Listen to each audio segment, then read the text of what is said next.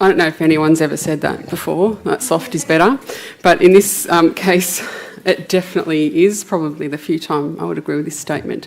Can I just get an indication of who is using soft collars for people with suspected spinal? Put your hands right up and be proud.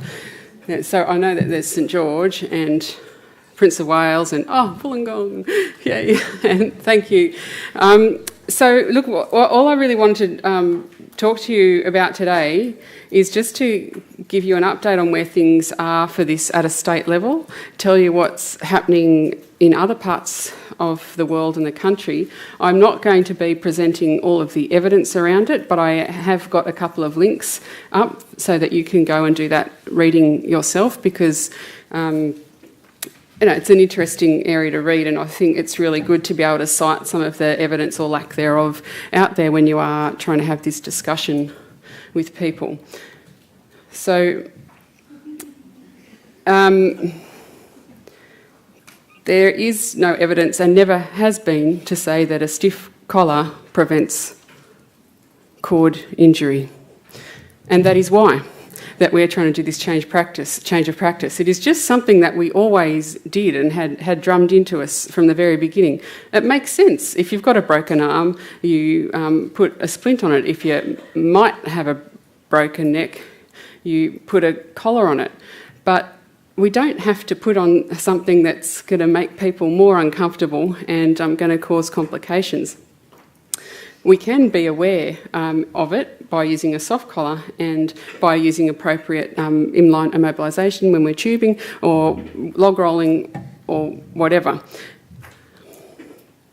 So I said I wasn't going to go through evidence, I'm not, but I do have a couple of dot points. So I've just said that first point, that there isn't any evidence to show that a stiff neck collar actually stops harmful movement. Yes, it makes it more difficult to move, but that just makes people try harder to move their neck. Taking someone out of a position of comfort doesn't make them safer. We know that it does result, the stiff necks do result in harm to patients by decreasing venous return, and this is particularly bad in our head injured patients because it causes ICP, and there is good evidence to show that that is the case. But something else that I'd been reading about is that putting on the stiff neck collar, if somebody's got a high sort of C1, C2 fracture, it can actually make that person extend that little bit further over the back of that collar and worsen a cord injury if there is one. So we all know that the bulk of spinal cord injury occurs usually at the time of the impact or that, but and what we're trying to do with our patients is stop things from getting worse. And the main ways to do that are just to be log rolling appropriately and managing all of their ABCs so that we keep good perfusion to that cord.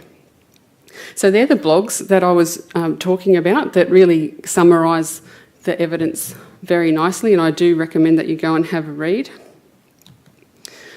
And it's not just blogs and me that's saying this stuff. ILCOR did a proper systematic review, and these are the experts in resus, and they reviewed all available evidence, and that evidence, or lack thereof, has informed the European Resuscitation Council guidelines and the Australian New Zealand Resuscitation Council guidelines that were released a couple of years ago now, that say that in the first aid situation, the pre-hospital situation, they shouldn't be getting a collar at all. Queensland introduced this about 7 years ago now. The Queenslanders did something before us. They started off in southeast Queensland. It was their spinal service that drove this process at Princess Alexandra. And their spinal consultants wrote to Queensland Ambulance and said that we don't believe that we should be using stiff neck collars. Can we please change that? And Ambulance now across Queensland does not stock stiff necks. They use the soft collars, and it just has a little sticker on it that says neck not cleared. So we developed a protocol when I used to work at St George Hospital. I now work at the Illawarra Shoalhaven.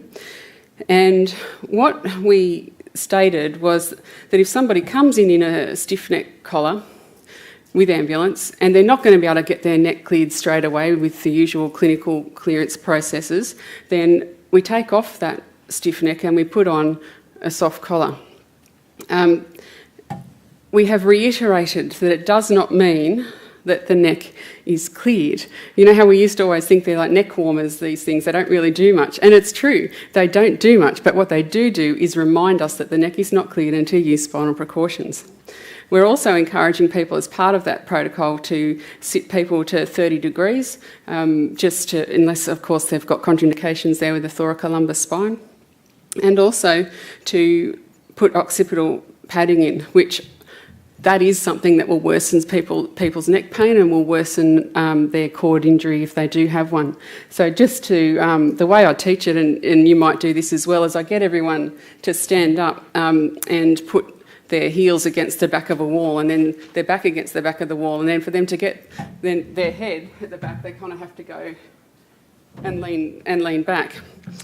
So just a folded towel is what we're teaching underneath the back of the occiput there, and if they're older, just a pillow or even a blanket, just to keep that normal lordosis. It's not been an easy change to do. It was actually pretty easy to do at St George, I have to say, because the neurosurgeons were on board with it straight away and the ED was all over it and everyone was just happy because we all know how uncomfortable it makes people. It's been a little bit harder in the Illawarra, Shoalhaven. Again, the ED has been all over it.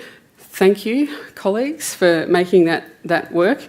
But it has been a harder sell to the surgeons and the neurosurgeons and the rehab physicians. I don't know why they care, but anyway. but the arguments I'm getting now are things like, oh, but what if? It's like, well, what if we put somebody in a collar and they get an injury anyway? There's just all these really outdated arguments or scare factor type arguments. People are just afraid of change.